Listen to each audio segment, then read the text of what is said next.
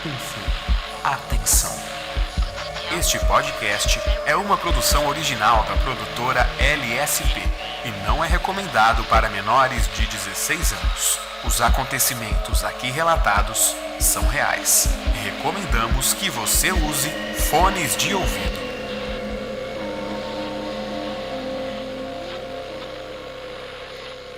Em 2014, eu fiz uma viagem para Los Angeles e já tinha feito outras viagens para lá, mas dessa vez eu optei, na verdade fui com uma amiga minha, a gente optou por ficar no centro.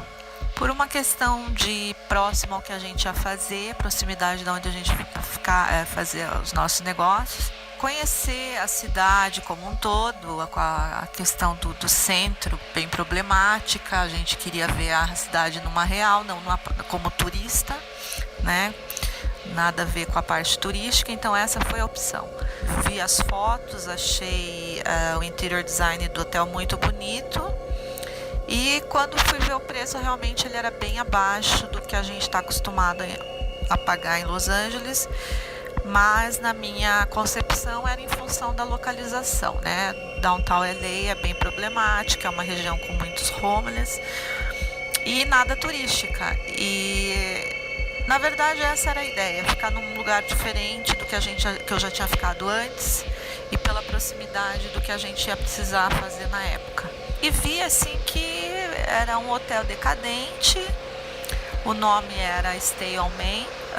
Na lateral tinha uma placa enorme escrito Cecil Hotel, mas eu não dei muita importância, minha amiga também não sabia, nem ligamos, nos hospedamos os 5 dias. O hotel havia sido renovado naquele ano mesmo, foi o único ponto negativo, assim, além de ser uns corredores bem bizarros, bem escuros, mas até então eu já sou uma viajante frequente, já fiquei em hotéis bem piores na Europa, bem mais decadentes e sem estrutura, então aquilo até passou despercebido. Um hotel bem abaixo do preço, recém-reformado, em uma região nem um pouco turística, com corredores escuros e decadentes. O que você pensaria sobre um hotel nessas condições? A princípio, provavelmente nada demais, se não estivéssemos falando do Hotel Cecil em Los Angeles, o hotel com um dos maiores números de assassinatos da história. E, obviamente, coisas sem explicações acontecem por lá até os dias de hoje. O áudio que você ouviu agora no início do episódio foi enviado pela nossa ouvinte Fátima Antunes, que esteve no Hotel Cecil em 2014. Fátima se hospedou no hotel sem saber do histórico macabro do hotel construído em 1920 para atender hóspedes itinerantes, assim como nossa ouvinte que esteve no local. Minha amiga, ela teve... todos os dias que ela teve lá, ela se sentia um pouco mal, ela tinha pressão baixa num dia, no outro dia ela ficava bem mal e assim se tornou bem complicado para ela. E eu fiquei preocupada e tal, porém a gente tentou focar mais na viagem, no que a gente pretendia fazer lá, né? Ela tentou até passar por cima disso, mas eu notei que ela ficou bastante assim debilitada, cansada e cada dia era uma coisa. Um dia ela tinha dor de garganta, o outro ela tinha mal-estar, o outro pressão baixa e assim foi. E passou os dias, eu voltei pro Brasil, ela também, passou um tempo, eu estava em casa assistindo, passando os canais na TV a cabo e de repente eu vi lá uma reportagem do History e quando não foi minha surpresa que eu vi o hotel constando como um dos hotéis mais mal assombrados de todos os Estados Unidos e contando diversas histórias de serial killers, e inclusive que a última questão do hotel, que o hotel ficou em voga novamente, foi em função da morte de uma canadense que se hospedou no hotel um ano antes de eu ter me hospedado, porque a gente se hospedou em 2014 e a canadense, que acho que é Elisa Lam, se hospedou em 2013 e assim, eu fiquei muito espantada, realmente assustada e surreal, né? Daí no caso enviei uma mensagem para minha amiga para mostrar o que tinha acontecido. Ela também ficou muito apavorada, porque realmente foi uma coisa que a gente não imaginava, até porque quando foi feito a reserva, o nome do hotel era outro, né? Era Hotel e Hostel e Hotel Stay on Main, não Cecil Hotel. E nos reviews também havia apenas alguns reviews dizendo, de ponto negativo, dizendo que a localização era ruim. Por ser um hotel com alta rotatividade de hóspedes, muitas pessoas, muitas histórias e muitas energias passaram por ali no centro de Los Angeles, nos Estados Unidos. Logo no início da abertura do hotel, ele passou por uma crise financeira e precisou alugar quartos por períodos longos e preços muito baixos. Por isso, passou a atrair sem-teto e pessoas de reputação duvidosa, como traficantes e outros bandidos da região, inclusive 2 serial killers. Richard Ramirez foi um deles. Morou no hotel por volta de 1985. No local, ele perseguia mulheres, ao que se sabe 13 mulheres ao todo, para ser mais específico. Ele saía durante a noite, encontrava as vítimas e depois jogava as roupas sujas de sangue no lixo do hotel. O segundo serial killer a morar no Hotel Cecil foi Jack Wonterweg. Segundo dizem, ele morou no hotel em homenagem a Richard Ramirez, o primeiro serial killer a morar no hotel. Jack matou 3 prostitutas no início dos anos 90. Anos depois, Ellen Gore, de 50 anos, utilizou o Hotel Cecil para se suicidar. Ela pulou de uma janela do 7º andar e caiu em cima do letreiro do hotel e morreu na hora. Julia Moore pulou de um quarto do 8º andar em fevereiro de 1962. Pauline Otten, de 27 anos, pulou do 9º andar após uma briga dentro das dependências do hotel. Na queda, ela ainda matou um idoso de 65 anos. Um homem chamado Usgod foi encontrado morto dentro do hotel após ter suas coisas roubadas em 1964. Ele também foi estrangulado e estuprado. O crime jamais foi solucionado. Durante anos, nenhum crime aconteceu dentro do Hotel Cecil, até que em 2013, a notícia de uma morte chocou o mundo pela forma como foi, e até hoje, muitas pessoas se perguntam o porquê e como tudo acabou acontecendo.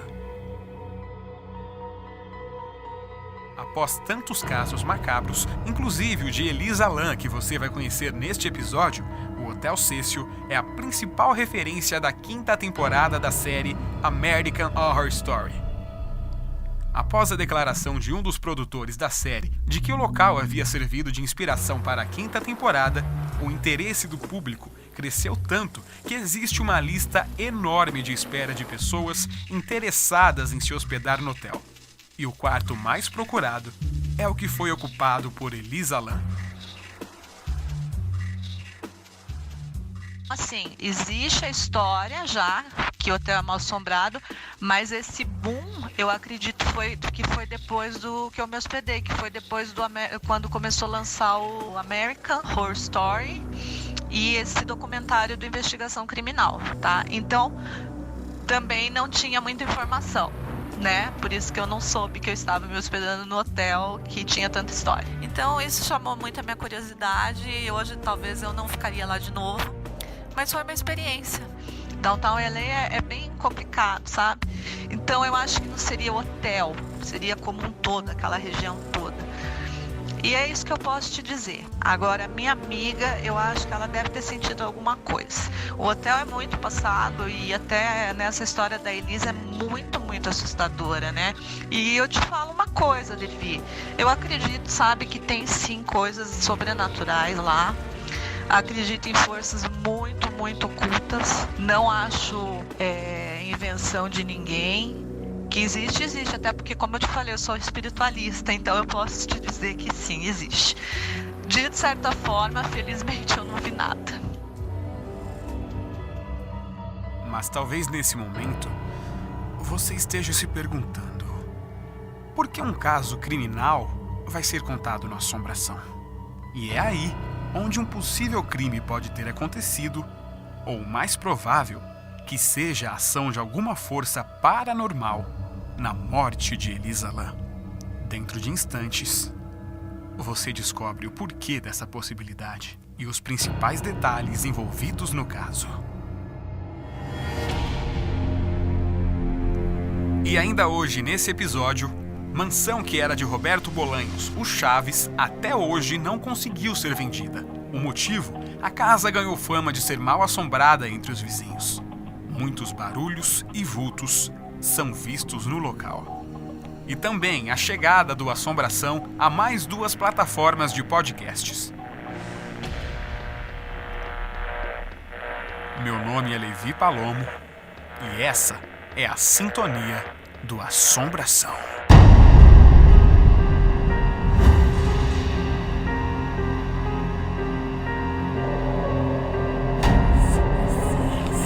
Histórias reais, relatos, casos famosos, mistérios, espíritos, fantasmas, demônios, vultos. O que realmente é a assombração?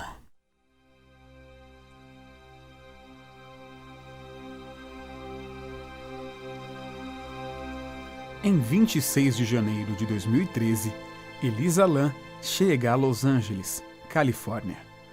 O local era parte de uma viagem de férias que a jovem fazia sozinha pela costa oeste. Seus dias até então eram normais, tanto que não tem informações ao certo do que ela fazia nos poucos dias em que esteve em Los Angeles.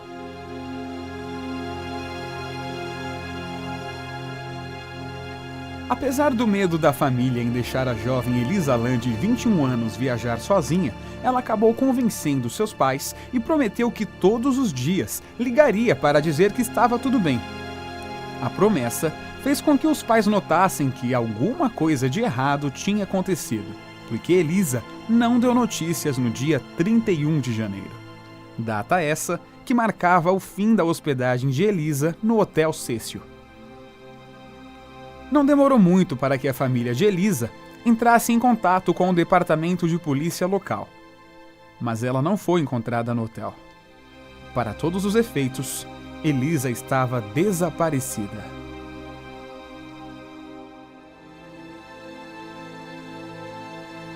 Dia 31 de janeiro de 2013 também foi o dia em que a estudante canadense foi vista pela última vez no Hotel Cecil. 2 semanas depois, os hóspedes do hotel começaram a reclamar que a água estava um pouco escura, com baixa pressão e tinha um gosto horrível.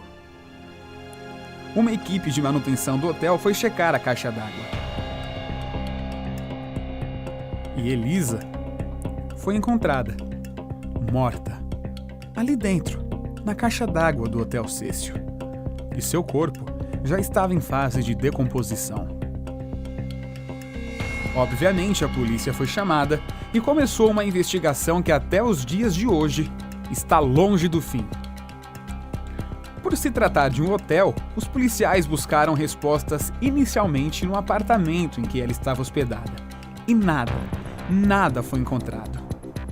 Então, foram procurar imagens das câmeras de segurança do hotel. E aí é que veio a grande surpresa.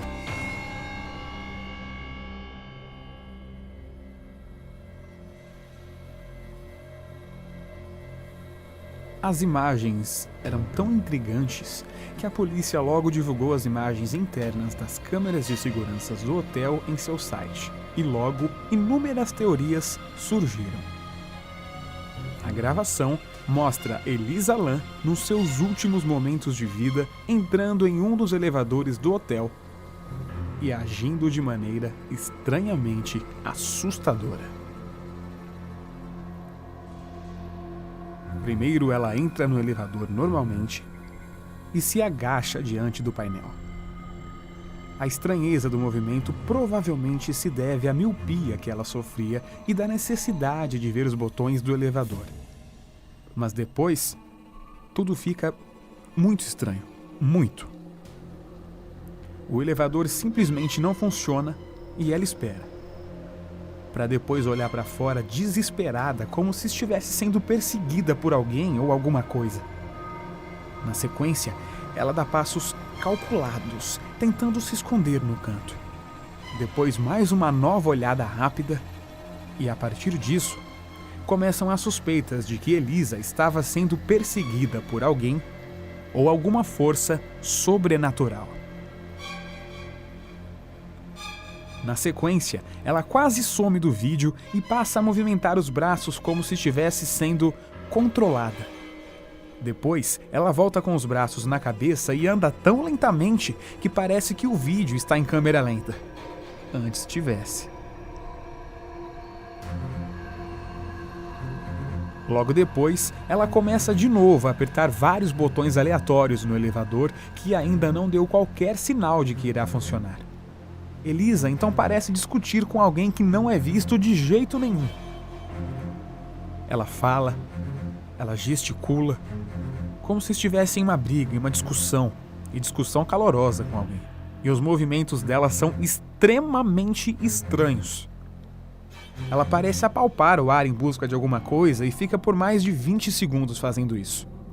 Logo depois, ela sai caminhando estranhamente para o lado e não é mais vista.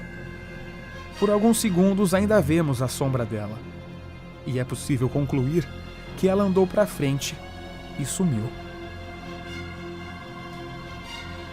E é aí que a coisa piora. Após a saída de Elisa do elevador e o seu sumiço, o elevador volta a funcionar misteriosamente e vai parando em cada um dos andares em que Elisa apertou o botão. Também existiram 55 segundos de corte no vídeo e que ninguém sabe exatamente o que foi que aconteceu nesses 55 segundos misteriosos. E essas imagens da câmera de segurança do Hotel Cecil, em que eu estou relatando nesse momento de Elisa Lam, estão disponíveis nas nossas redes sociais. A lista completa você consegue ver agora na descrição desse episódio. Uma das últimas pessoas que Elisa viu foi Kate Orphan, dona de uma loja próxima ao hotel. E ela disse que a jovem comprou livros e discos de música para sua família. Parecia que ela tinha planos de voltar para casa. Ela planejava dar presentes aos membros de sua família e reencontrar com eles.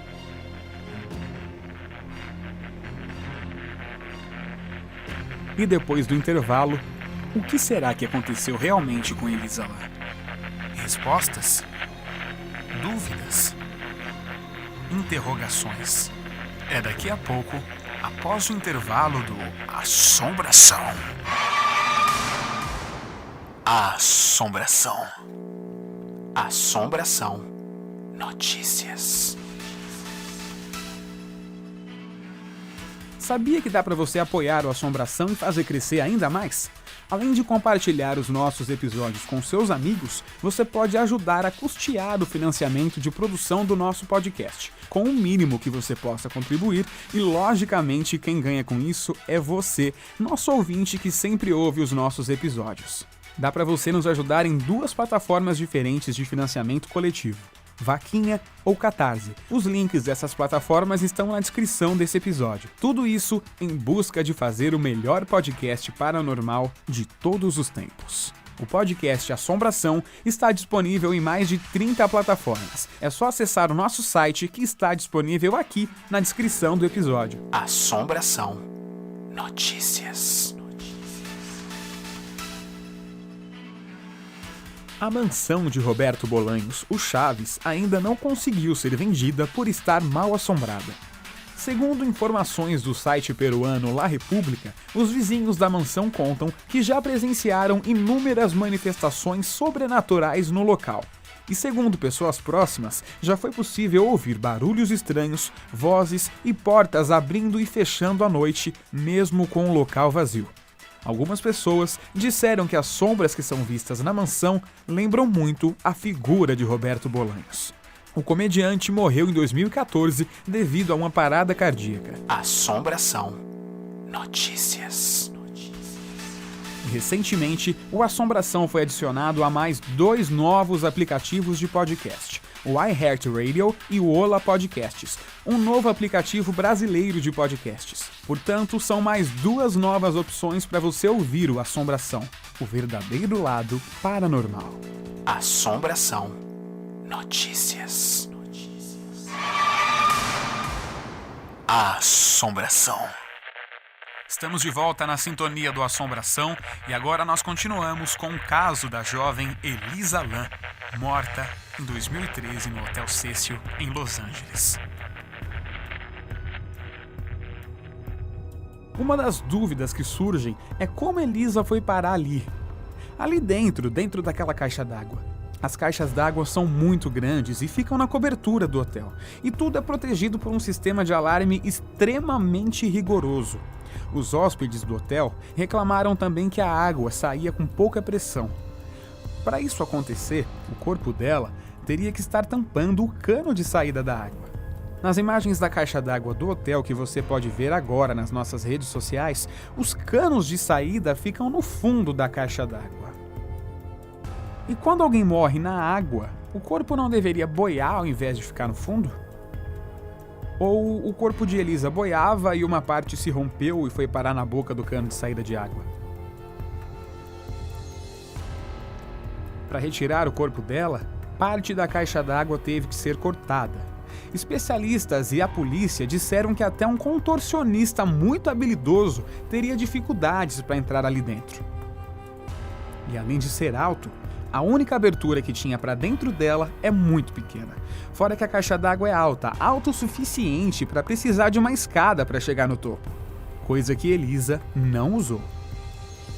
A causa de morte de Elisa foi apontada pelos médicos legistas como afogamento. Nada de drogas ou álcool e nenhum sinal de violência física constaram. Apenas remédios que ela havia tomado para tratar o seu transtorno bipolar, o que já era de costume.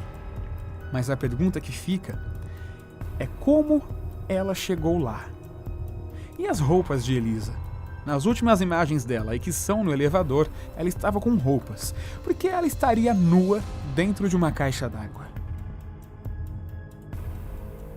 A gerente do hotel, Amy Price, disse ao tribunal que, inicialmente, Elisa havia se hospedado em um quarto compartilhado. Mas os colegas de quarto relataram que Elisa apresentava um comportamento estranho, o que fez com que ela se mudasse para um quarto individual. Mas quais seriam esses comportamentos estranhos? Seriam os primeiros sinais de uma possível possessão demoníaca? Seriam os primeiros sinais de que algo não estava bem? Ou seria o desespero de Elisa ao saber que alguém queria assassiná-la? Mesmo que ela estivesse sofrendo psicose ou alucinações, nada explicaria sua morte. Aliás, até hoje, o trajeto que ela ou alguém que poderia ter feito isso com ela para chegar até o terraço e as caixas d'água é uma grande interrogação.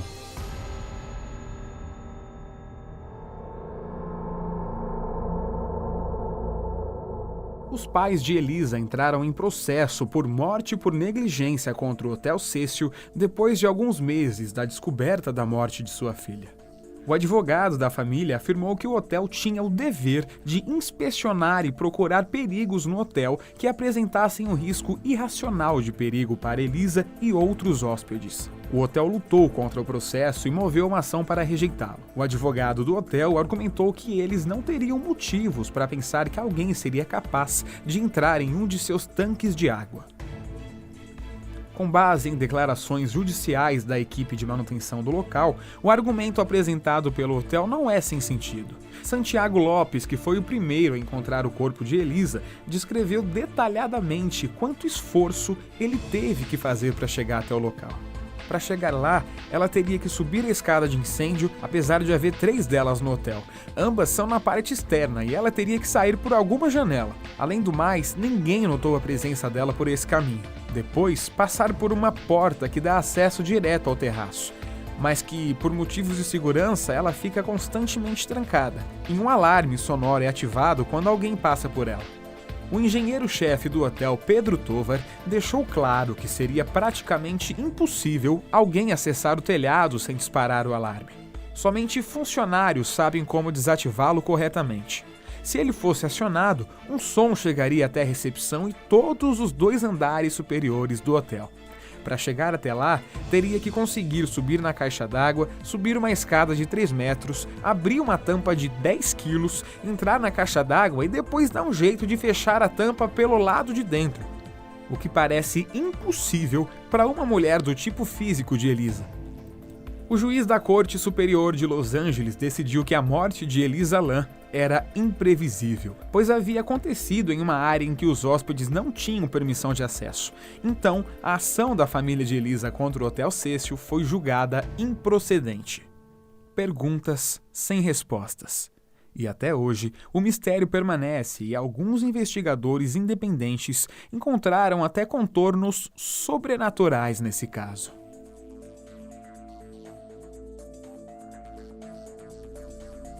A conclusão que chegaram é que Elisa cometeu suicídio.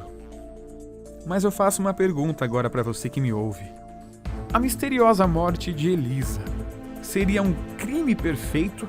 Se é que realmente existe um crime perfeito, esse poderia ser um excelente exemplo. Ou seria a ação do sobrenatural sobre Elisa por algum motivo que nunca vamos descobrir? E afinal de contas, o que tem tão de errado assim com esse Hotel Cecil para há anos acumular tanta desgraça? E novamente eu repito, são perguntas sem respostas. A história contada neste episódio é real, com total respeito e compromisso com a verdade. E no próximo episódio do Assombração, antes de dormir, é preciso observar bem onde você está. Nossas redes sociais, e-mail e site estão todos disponíveis na descrição deste episódio. E como sempre, estão abertos para você enviar o seu relato a qualquer momento. Se você gostou desse episódio, por favor, compartilhe com seus amigos e se algum deles tiverem experiências paranormais, o Assombração está sempre de portas abertas para contar os relatos paranormais. É importante você contar e documentar tudo o que acontece com você, porque algo me diz que daqui a um tempo isso será a única coisa que irá restar de nós. Senhoras e senhores, esse foi o episódio 11. Meu nome é Levi Palomo e eu te espero no próximo episódio do Assombração.